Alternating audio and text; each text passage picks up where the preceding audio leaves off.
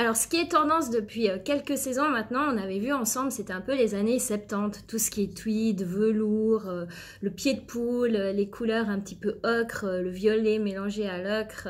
On a vu ça il y a quelques semaines. Hein. On a vu exactement. Donc maintenant, on va dire que vraiment avec l'arrivée du printemps, de l'été, c'est vraiment les années 70 qui sont le grand retour, on va dire. Ce qui va être à la mode, c'est vraiment voilà, là, je me suis mélangée. Ce qui va être, c'est vraiment le comeback des années 90. Donc ce qu'il y a là, c'est vraiment des accents mis sur certaines couleurs. Cette année, la première couleur qui va être mise en avant, c'est vraiment le rose. Donc le rose et tous ses dérivés, hein, parce que des fois le rose ça peut faire un petit peu peur, on aime ou on n'aime pas, mais par le rose on peut entendre le fuchsia, le pink, le framboise, le rose pastel, donc il y a vraiment tout plein de dérivés, et la couleur la plus wanted cette saison c'est... Wanted, yeah. Yes.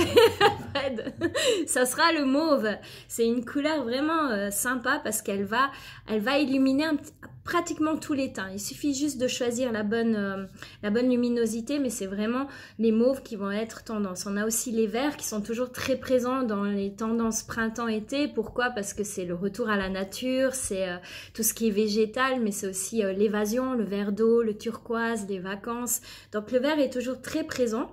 Et on a en contrepartie le nude, ce qui est vraiment calme comme couleur du sable, beige, blanc. On travaille vraiment ces teintes un peu camel, douces. Ça, c'est toujours très actuel au printemps et l'été avec les teintes pastel.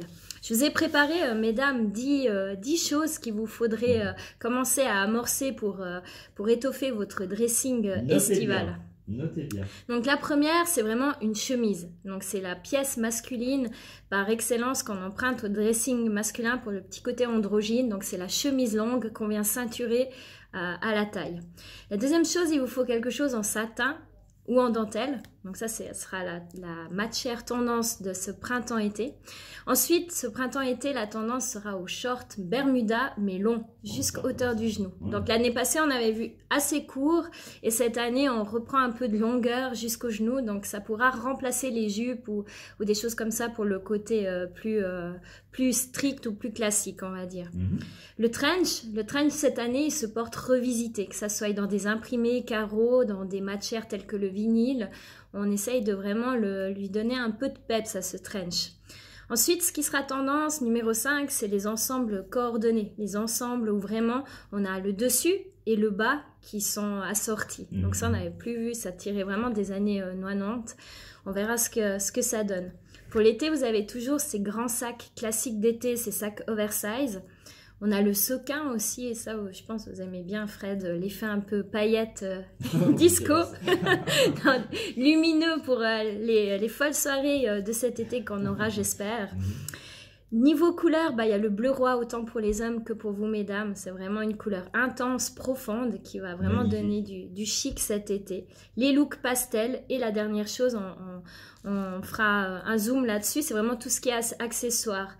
Les ceintures larges, les bijoux, les attaches cheveux, mais aussi tout ce qui est chaussures. Dans les chaussures, pour vous, mesdames, on aura beaucoup les mules. Pas les mulets, les mules, Fred. Ouais, les mules, hyper sexy en plus. C'est très joli, et puis là, ça amènera vraiment un peu du charme jusqu'au bout des pieds. Ça marche, merci beaucoup. Merci, Fred.